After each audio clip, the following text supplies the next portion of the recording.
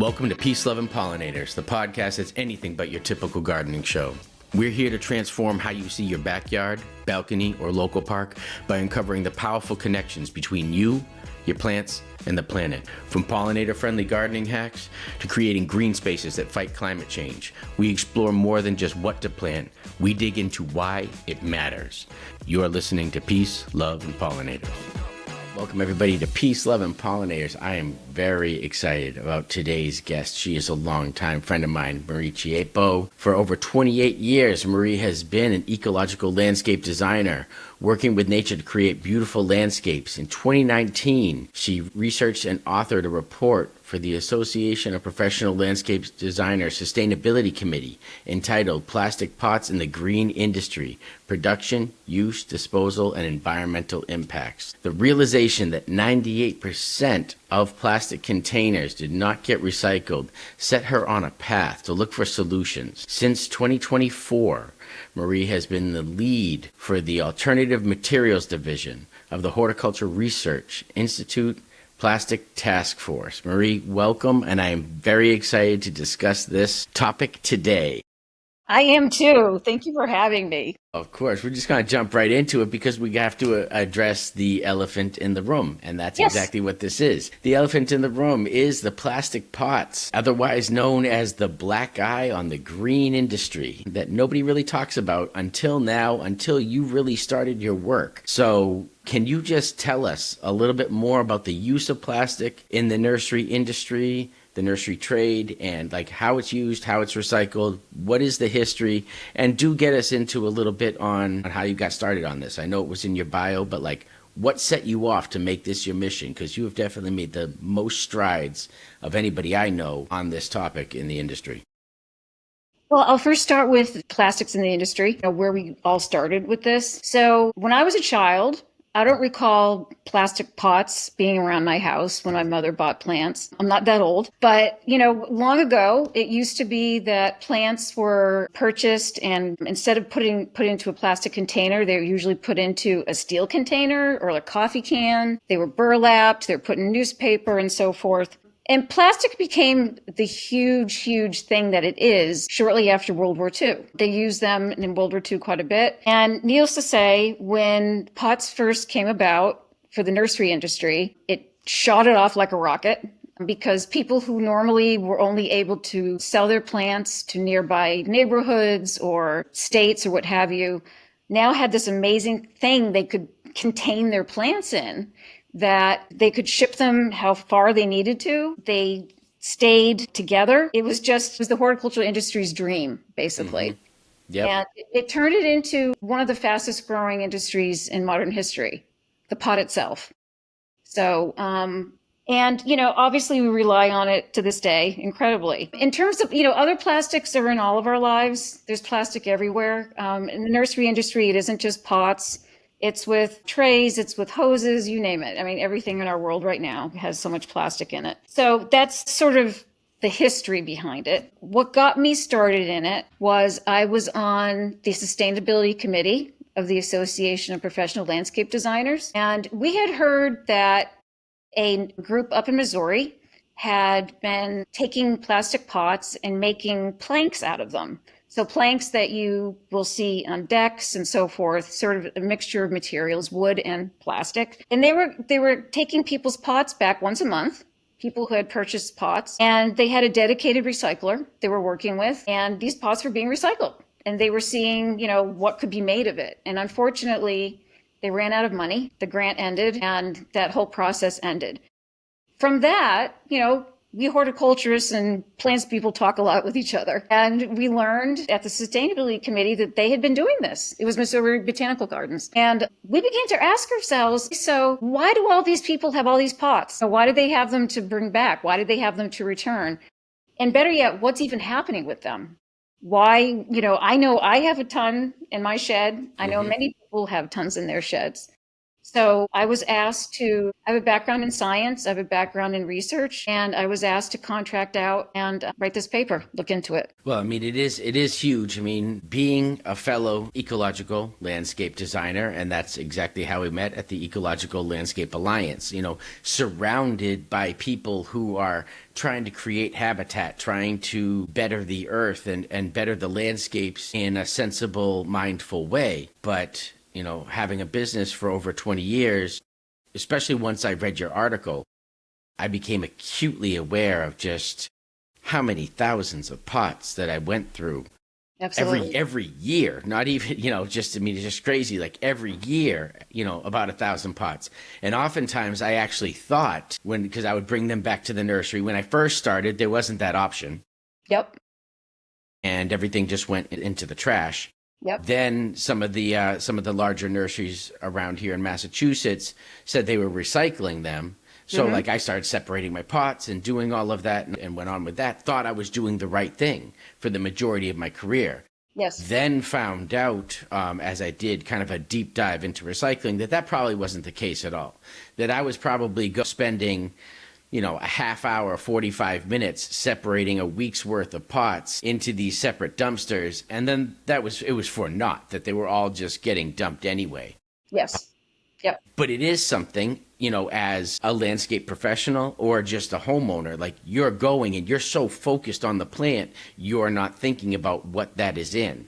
Yeah. And then you have it on the other end. Until now, I mean, people are definitely becoming aware now. But, I would have to say, like I said, when I started, we just bagged it all up and it went into a dumpster. And then it went into separated dumpsters. But then to find out that wasn't going anywhere either. So, I mean, it's just crazy. And for those of us in the regenerative and ecological landscape field, like this is like it's a pain point at the end of every project, because you realize you've just I just planted this pollinator garden, or I just created this wetland meadow, and on the other end of that is 50 pounds of pots, 50 pounds of plastic. So what really did I do? Did I just undo all the good that I tried to do? So, and you've been championing this for a long time. So you've been all over the country speaking at different organizations and networking your little heart out. What are the steps that are being taken to reduce plastic in this industry? I mean, I know there are steps being taken.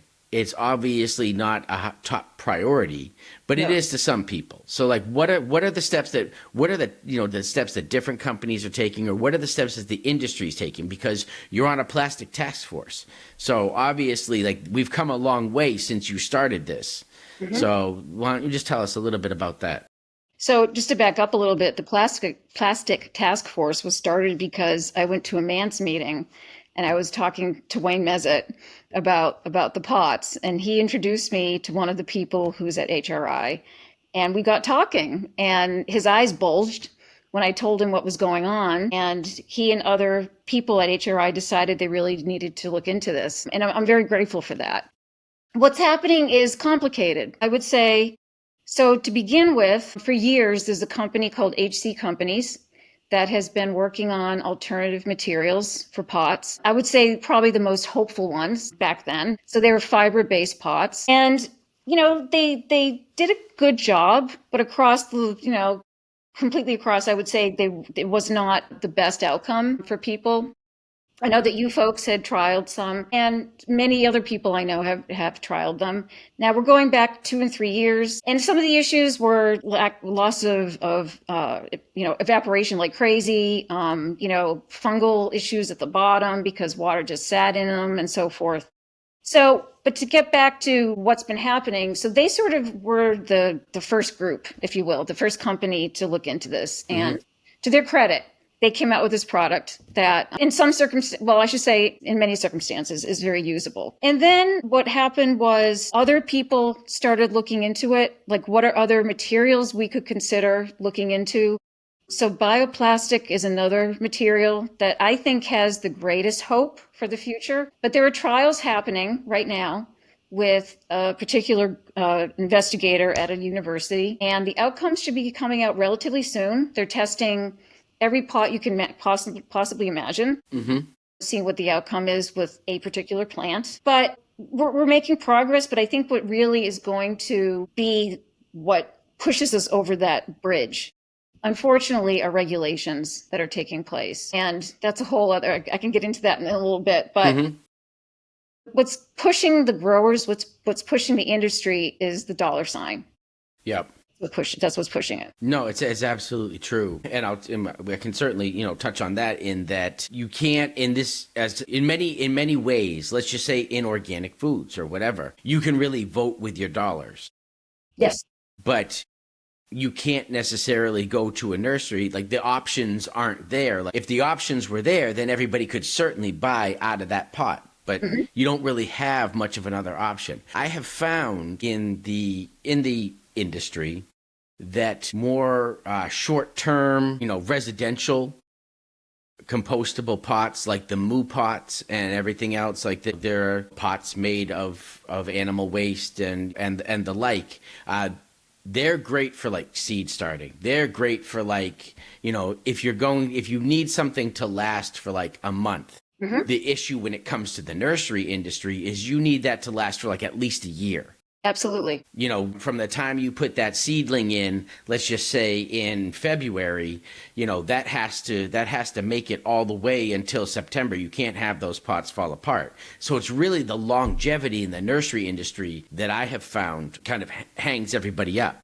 There's plenty of options, like I said, for like seed starting. Like you want to start your vegetables in a compostable pot. Great. You want to start your annuals, or you want to just, something for your garden club. Yes. Something that only needs to hold up for a month. It's great. And yes, as you mentioned, like Very different.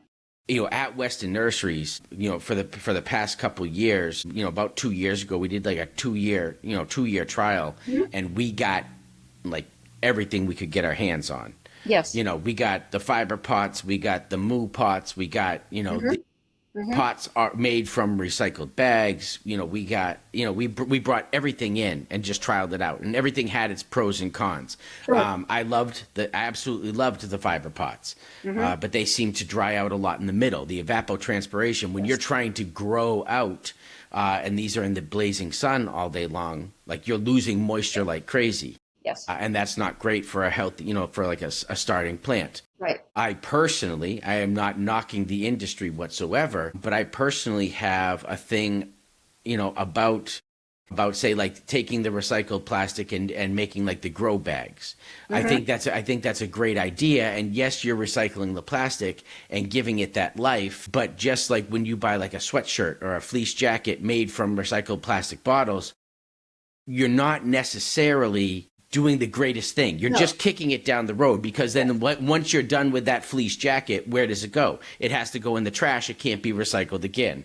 Those grow bags are great because they actually last a long time, and you could technically use them again. I mean, you run into a bunch of issues with reusing pots. People are always asking me, like, why can't I just reuse my pots? I'm like, well, they're dirty. So then you run the risk of pathogens and losing your crop. And so if you were going to reuse the pots, you'd have to sanitize the pots, your plastic pots. So, I mean, we've worked on a lot of them. There are pros and cons. Bioplastic, will you explain to us a little bit about what bioplastic is and why you're hopeful for it?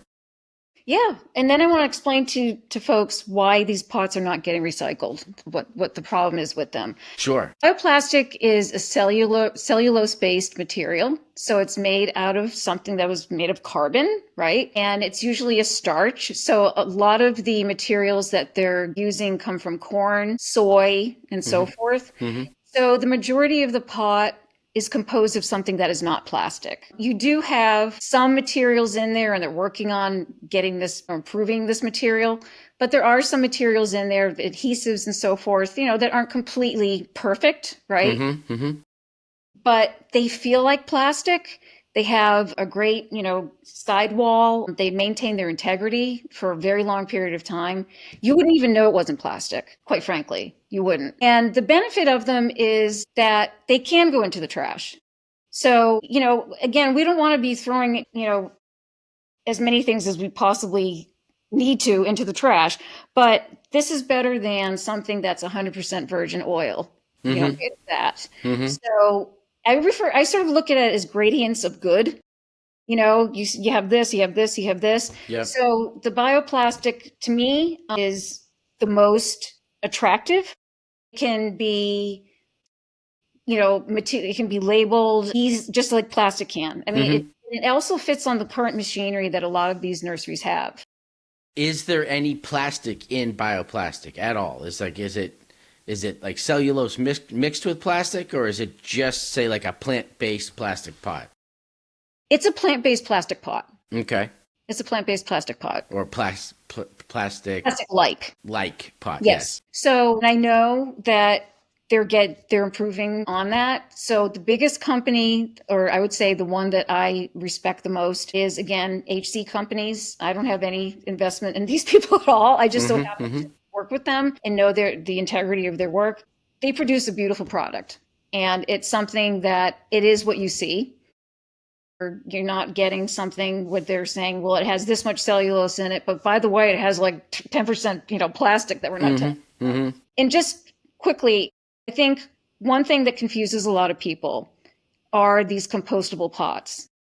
So I just want to make clear that these bioplastic pots, in my opinion, has come out with their pot a few years ago, and they suggest to people that you can plant it in the ground. And quite frankly, I think that did, my work and others' work a disservice, because it's sort of saying to people, well, it's so wonderful. You can stick it in the ground and the plants are going to be beautiful and it's going to be wonderful. And I think you would agree with me that when you see something that has a hard sidewall to it, where are those roots going to go? That plant is not going to grow as well as it would otherwise. Yeah, it has peel-off side panels that are supposed to let the roots go out. Yeah. Right, exactly. Some people swear by it. I frankly think it was misrepresentation. It has like a 5-year, though, 5 to 7 year something in the ground. 5 to 7 years breakdown. So, but the good news is, they can be thrown into the trash, and they're not going to hurt the environment in any way close to what plastic would do. True. So that's the huge plus behind it. The big thing I find with just the greenwashing in using compostable, and this you see it a ton right now in the food industry. Like every restaurant, every chain is saying, "Oh, we have compostable this, we have compostable that." The thing is, compostable, yes, but many times it's compostable under a certain condition, and those certain conditions may not be in a landfill. Like, yes, it is compostable if it reaches this temperature, this moisture level for this long, which wouldn't just happen. But but they're able to say, because yes, it is technically, because the regulations, as you said before, the regulations haven't clamped down on the language. So technically it is compostable, but it's under industrial certain conditions. Yes. So they're industrially compostable. Yes. And that's what you were referring to when you were saying under certain conditions for period of time. So then they do break down much more quickly. But if people think they can take these pots and they can throw them in their backyard and they're suddenly going to disappear, that's not going to happen. No, you're going to be tripping, especially if you love planting, your annuals, at least the way the compostable pot is now. You're going to be tripping over those for like ever. You're going to be digging them up. Right, but it's better than what we have, right? It is. Well, it's better than what we have. Fact. Yep. So I just want to back up a little bit and explain to people why these pots are so difficult to recycle, the black plastic ones.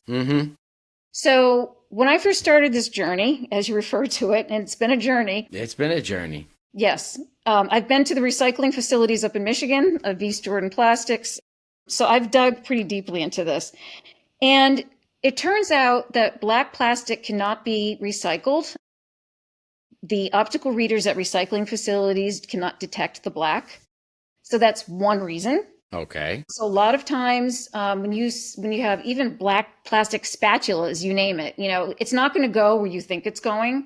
It more than likely is going to be going into the trash. The other reason is cross-contamination that they pose, to the other plastics that are in that mix, if you will. They're mixed plastics a lot of times. So your milk jugs, for example, which are high-density polyethylene, which is, a stronger plastic, those have a dedicated recycling future, right? You know that that container is going to turn into something else. Maybe one time, but nonetheless, it's still going to turn into something else. So when recyclers see mixed plastics, it kind of gives them the EBGBs because it doesn't have market value. And a lot of the lesser quality plastics that they're also made of don't have market value. So you could take all you want with these pots and say, okay, it's a plastic. Why can't you take it? Well, A, I can't get money for it. And B, it's going to, kill my machinery. And the other reason is we don't have the proper recycling infrastructure in the United States. We, as is, we recycle about 8.5% of all the plastics that we reproduce. So you're putting two more barriers, in front of this product getting recycled when we already can hardly recycle what we are producing. Yeah, and oftentimes, and this is what happens with, mixed use recycling is, if you let's just say you're a homeowner and you throw your black plastic pot, every time we put something in the recycle bin, we're like, and there goes my good. And, yes. You can absolutely, if there's a bunch of black plastic pots in with your, recycle bin, you can absolutely just contaminate that and they're going to and throw it out. And then it's just going to the landfill. And we think we've done our due diligence or we've done our good deed for the day every time we put something in recycling. But as you said, the facilities, which is just interesting, but the facilities just aren't there. Just because you put it in the recycle bin doesn't mean anything. Now, can you just tell us, because you mentioned East Jordan Plastics. Yes. Can you just tell us a little bit about that? What is the current plastic recycling programs? What do they do? How does this work? Because this is something that Weston actually participates in. And I would love for you to just say, with all your knowledge on this, East Jordan or companies like them, how does that work? So I know at Weston, for instance, we'll collect people's pots. Homeowners will bring them in, landscapers will bring them in, we collect them. Yes. We compact them down, we put them on a truck to go to East Jordan, and then what happens? Well, I just give a little more detail on that. Yes, please. So what happens is East Jordan comes down, picks up your pots. Okay. They come down because they're one of the largest container manufacturers in the country. They sell a lot of plastic containers, to nurseries. So it goes both ways, right? You're benefiting because they're taking your pots away. You're also benefiting because you're getting new pots, and also knowing that you're getting, material that is post-recycled material. So what they do is, if you have a truckload worth of material that you have compacted and baled. I believe it's numbers 2, 5, and 6 is what they take. They come down, pick up your material. They pick it up and drop off at other places along the way. Take it back up to their facility, which is really remarkable. I mean, the things I saw there that they were recycling was, oh my God, we need so many more of you. They take these pots and they grind them down. They, get these little pellets that, that they create afterwards. And then they use that material to make new material. It's called recycled content. So they make new pots out of recycled content. So they are closing that loop, in terms of the waste and things getting into landfills. We don't have enough of them. There are probably 5 across this country that do this. Maybe 5. It might be 4. And with the amount of gardeners and landscapers across this country, that's just not enough. It's insane. Not even close. Yeah. No. So what I've been trying to do closer to home, in Massachusetts, I've been trying to, just along these lines, I've been trying to work with nurseries and to see if we can create collection programs. Similar to what Pride's Corner, and they're my heroes in Connecticut, very large grower, and they teamed up with East Jordan years ago. Unbeknownst to me, they were hiding it from me. I didn't know this, but they had created these wonderful associations with Maine and Vermont, with landscapers. So they create these collection sites, bins for each type of plastic. And they literally, when they go up and drop off plants, they take these pots back. So it's a system they have to put into place, but nonetheless, it really works. And what created it was demand of consumers. People were going to nurseries and saying, you need to help us with this. you can't expect us to be handling, these pots all by ourselves. You're creating this. We need your help handling this. Mm-hmm. And to their credit, to the nursery landscape associations up there, they listened. So East Jordan goes down to Pride's Corner, probably stops at you first or whatever, and picks up their pots and brings them back. And do you actually know how many times our pots can be recycled? I mean, there's got to be a limit. I mean, from everything that I know of recycling. So, let's just say, all this plastic goes back. I mean, at some point in time, you've run out of the recyclability of that. Yeah. So plastic has a particular molecular chain that makes it difficult to recycle beyond a certain number of times. Mm-hmm. In these recycled pots, there are additives put in. Mm-hmm. You're not getting, a virgin pot of recycled material. I mean, they have to use something to create these new pots. So my sense is that they can't take something that they can't take a material that is so, has fallen apart so much that they just can't use it. There's nothing they can do with it. Yep.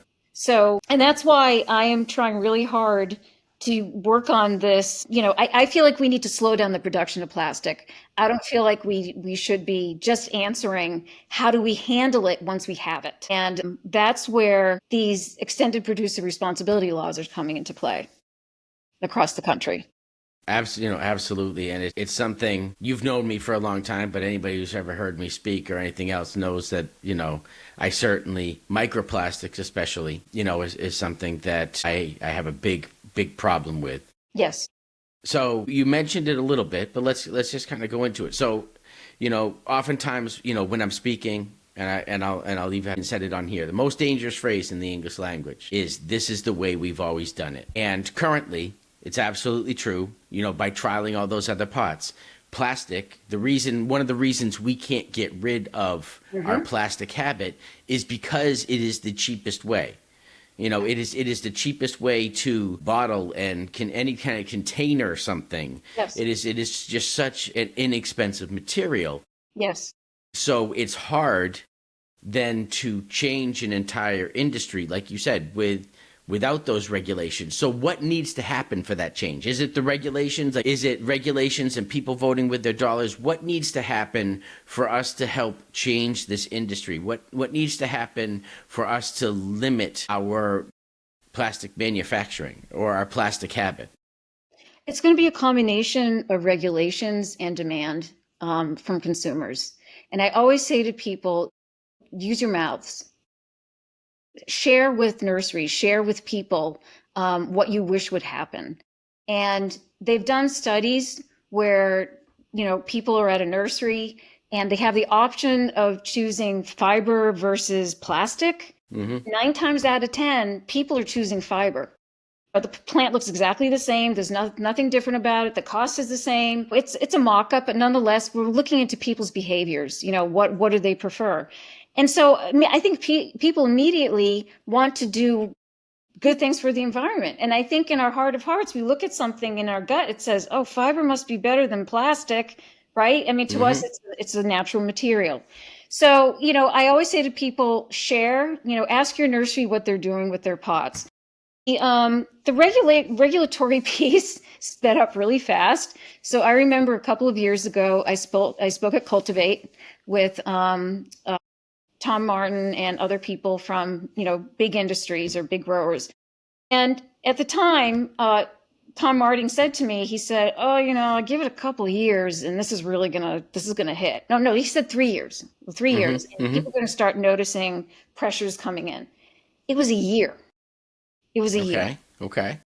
And what has been happening is, out in California years ago, they created the SB 54 anti-plastic pollution law. And they sort of got the ball rolling for looking at what comes into our states in a different way. So instead of saying, okay, we just accept your stuff and we'll handle it once we have it. Thanks for your product. Goodbye. It is, okay, you sell this product within our state. We can't handle it. If you insist on just selling this product to us as pure plastic, we're going to have to charge you. we're going to have to charge you for that. The motive, besides reducing plastic, one of the other motivations was to, build a fund, if you will, for these states to create infrastructure, educate people, because education is one of the most lacking things that I know of. And with plastics, none of us know what to do with it. So what's happening now is in New Jersey, for example, it's already in place. There are certain products that they have categorized as being, that are connected to these laws. And let's say, for example, in New Jersey, or I'll just come up with a name, Pride, Proven Winner, your Proven Winner. And you have 500 roses that you want to sell, and your pots are made out of 100% virgin plastic. Well, you can't do that. Well, you can. You're going to pay a lot of money in fines. New Jersey's law right now is you have to have at least 20% post-consumer resin in each container, thus reducing the amount of plastic that's in each container. And then it's accepted, and then you're not fined. And next year it's going up to 30%, and then before you know it's going to be up to 50%. And this is what's happening across the board.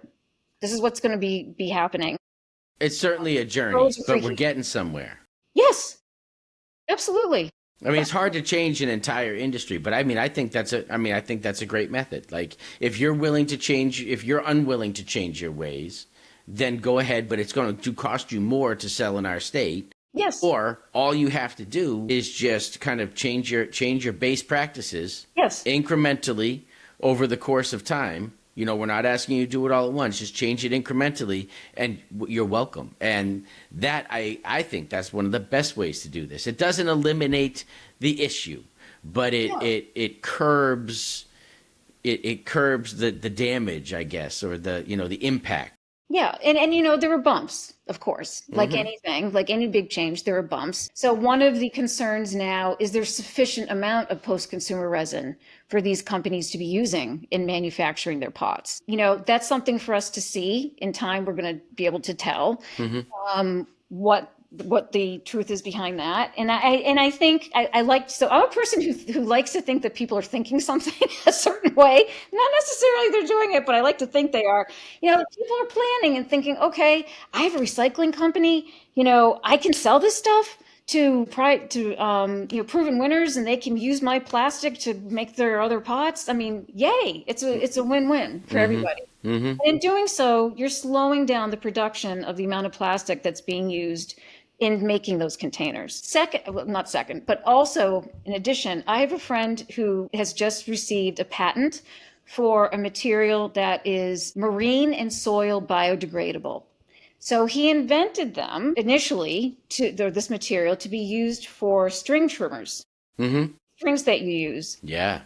His material breaks down in soil and it breaks down in water. That's amazing. And I hope to God he runs with it. Talk about eliminating microplastics from the landscape. Yes, absolutely.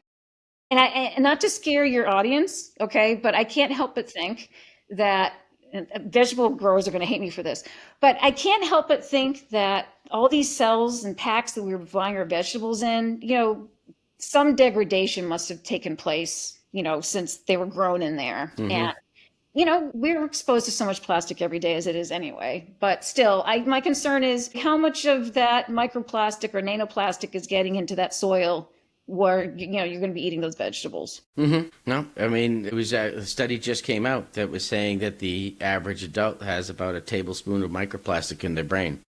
Yeah, or 2 credit cards worth every week. Two credit cards worth, of microplastics floating around in your body. What really pushes me over the edge is that that's seen as acceptable. Like, that should be, all the alarms, all the flags, and it should be like all industries should be flying into this. And that's the thing. It's like you said, it's where the money goes. Some of it is the demand. But the industry also has to catch up. I can relate to this just in green infrastructure. Yes. Where I've worked with municipalities where the municipality says, we want to have permeable pavements. And they demand their permeable pavements. And it looks like the municipality's dragging their feet. But doing further research, what happens is the municipality says, well, they want the permeable pavements, but they're not going to buy the $1 million machine needed to maintain those. So they like the idea of the permeables, but they're not following through with the thought. Exactly. So the demand can take us so far. Yes. But we have to think of all the steps. Yes, the reality. And, ultimately, one of those steps, as we found with the food industry, to do it right is going to cost a little more. Yes. And we want all of it without paying for it. So we have to figure out, it's a chicken and the egg, because we certainly don't want to pay more for our annuals, our snapdragons and our petunias, so what? If we can save a bunch getting them in plastic, or we can buy these that are a little more expensive, and it really is the same plant. It's not like organic food, it's figuring out how to get around that. So, look at the organic food industry. Right? They certainly have plenty of people that purchase much more expensive food, than just regularly grown food. But just getting to the fiber pots for a second, I have a friend who has a nursery. It's called, oh my God. Interesting name. All right. Dragonfly Nursery. Yes. I'm looking to take a field trip there. Let me know when you go. And she is offering to her customers, she grows plants in pots, but also plugs. Mm-hmm. But for the ones that are potted, she's offering them the option of growing in a fiber pot. And they cost a little bit more to purchase them, but she's giving them that option. So she's trying to sort of give people a taste of what it would be like to just have the fiber pots, purchasing those as opposed to the plastic. I think it's ingenious. I think it's great. The other thing is, I also feel there's a right plant for the right pot. Mm-hmm. Right? Not right plant, right place. Not right, right plant, right pot. Right. And that is, speaking of annuals, speaking of vegetables, speaking of plants that don't need to be in a container for a year or more, extended period of time, why not use the fiber? Right? And some native plants. Oh my gosh, Prunella vulgaris. It loves being in those things. Mm-hmm. It's off. The roots, talk about air pruning. Yep. It's beautiful when, they grow right out of the pot. You just stick it in the ground and you're done. I'm trying to advocate that. That's something I've been pushing for within the growers, is to say, why can't we take some plants, right? Let's reduce it where we can to start. Mm-hmm. And let's get the people that grow the annuals and the vegetables and so forth. Let's turn it over to fiber. Sure. So like a 5 to 7 gallon, Ilex glabra, that's going to need to be in a plastic pot. Right. But the annuals, which just kind of fly off the shelves, why? Yeah, you're right. Why couldn't those be permeable? Right. And I don't want to forget the product that is out there. Mm-hmm. My friend Lars Jensen invented this sleeve that American Beauties is using to grow. American Beauties, the native line. Yes. And Marcello. And it's a sleeve made out of like milk carton type material. Again, this is where we're getting some ideas from the food industry. If you recall, we sell soups, milk, oat milk, what have you, in those cardboard boxes. Mm-hmm. He has created these using a pioneer pot, or no, what's it called? Not a pioneer pot, but he grows them in these. They're covered with the natural material. Cellulose. What is it? Are they in cellulose? It's cellulose, but it's you would know the name if I said it, and I can't think of it right now. But the point is they're growing the plants in those, so there's no plastic, and then they're surrounding it with a sleeve, and then you don't even need a label because the material the information is on the sleeve itself. There you go. So you take that sheath off, the plant, and you throw it out. It's and is the sleeve itself biodegradable? Yes. All right, good. Yeah. And I bet Weston will have them this year. Right. I know they made their way down here last year. That's awesome. So, the thing is, the solutions are out there. So, we really do. We need to start using our voices and voting with our dollars. Yes. To kind of promote that. And like you said, we need to talk to our nurseries and reinforce good behavior. Which is essentially what happened. You came in to Weston Nurseries and said, you talked to Wayne and you actually came in and had meetings and said, this is kind of where you should go. And then, then the people kind of caught wind of it and they reinforced that good behavior, saying this is what we want. And so now Weston has that, has their recycling program. Yes. And Trevor, sustainability is really good business. Yeah. Yeah, it is. If you want to speak out from the crowd, show people that you're doing right by the earth. Mm-hmm. Yeah. Show them that you care. Yes. And that you're being thoughtful and not thoughtless. Yes. And, especially when it comes to the green industry and those of us who are trying to promote a healthy earth and a beautiful green space to live in, I think we need to do that. I know with my company from the beginning, there was no question about, and this was, 20 plus years ago when organic really wasn't a thing. Organic foods was, but it was just like, well, I work with the earth. So like organic would be the only way to go. Right. Like it's just, how else would you do this? Why would I choose synthetics or why would I choose harmful practices? And especially back then, you didn't have as many options and as many ways to go. So, but like you said, I mean, it certainly is. It is kind of that journey. We are making progress, which is excellent. I just have a few more final questions for you. And these are just questions that I ask everybody, and I'm just kind of wondering. But like the one question I really do ask everybody is, what is one thing that people could do? Like spring fever has hit me. I am full fever, and I am going to go to the garden center. And what is one thing I can do this growing season to make a difference? You can go to your nursery and you can say, first of all, get in touch with this person, Marie. Okay. She's looking to create hubs across the states to have pots collected. Mm-hmm. And also to say, would you consider reusing pots? Would you consider reusing, what we're sending back to you or what we're bringing back to you? Unfortunately, a lot of nurseries don't know that their pots don't get recycled. Oftentimes they say, well, we recycle them, and they don't get recycled. So there's a bit of education there. But I would say, again, use your words. Say, I wish there was a better way to do this. I wish we could find a way out of this, because I don't like going home with all this plastic and not A, having anything to do with it, or B, having to throw it into the trash. The kind of that assumption, or by doing further research, is what kicked Weston into the recycling program, because we were being told, our pots are being recycled. We collected them. They were like, we're recycling them. And they're like, okay, can you prove it? And there was like just nothing. It was like crickets, absolute crickets. So, I mean, you said, people go to their nursery and, first of all, you got to get in touch with Marie. So how do we get in touch with Marie? So I have a website that's called sustainableplantpots.org. If you go on there, you can get more information about this whole subject. But you can email me. I'm very happy to take emails from people. I have an ongoing list. So it's Marie, Chieppo, @me.com. And the more people I get, the more demand I can show. I think the more progress we can make. That's awesome. All right. So you've heard it.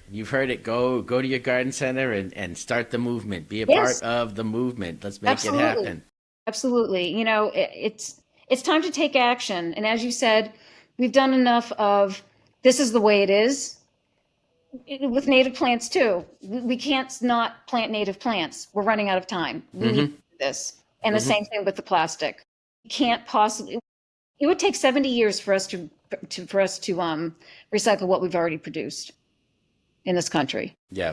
So as people who work for the environment and love the earth and are wanting to do good by the environment, we need to start using our mouths and asking what we would like. Do your research and ask the questions. Yes. Absolutely. Absolutely. All right. So the final question that has always finds its way in here somewhere, and it just happens to be the final question because I'm interested with every guest we have on is what made you fall in love with nature? What made you decide to choose this as a career? Like where did that happen? We've had for me, it was like I said, my grandmother introduced me to the natural world at a very young age, like toddler, and it just never left me. And so I'm always just curious to know How did you get into this? And where did the switch go that you're like, I'm going to just spend my life doing it? So I have a master's in public health, and I worked at the New England Journal of Medicine, and I have a background in science, and that's where I thought my life was going. And then I started working in the backyard of this property that my husband at the time and I were renting. And I thought to myself, this is, it just fed me. Mm-hmm. Fed me. I did not grow up with plants. My mother was the worst gardener on the planet. And, I just was curious. I was curious. And then from there, I started the Master Gardener program. And from there, I kept going. I just kept going. But it's been food for my soul. And the public health piece of it has come full circle. Mm-hmm. Because what I do is also for people's health. It's for all of our health. It's for mental health or physical health, you name it. Yep. So that's the Kool-Aid that did it for me. That's awesome, because you just built something out of nothing, which is that's one of the best ones I've heard yet. I had no clue what was happening. Well, but I mean, I have had the privilege to work on projects with you and stand there and watch you interact with clients and watch you interact with the planet. And we've known each other for quite some time, but I had no idea that, you really started from nothing. Because when we're out there and to see you in action is just so cool. Marie, thank you so much for coming on. Thank you. Spring, super busy season. I know you're slammed, but I know this is the cause. This is right what here. Keeps you going and also keeps you up at night. So, I mean, again, thank you so much. I wish you best of luck with the season. Thank you, Trevor. And why don't you tell everybody one more time what your website is and where they can find you? Sustainableplantpots.org, and it's Marie CHIEPPO @me.com. Thank you so much, Marie. This has been awesome. Thanks, Trevor. All right. Peace, love, and pollinators. You too. Thank you. Take care. Bye.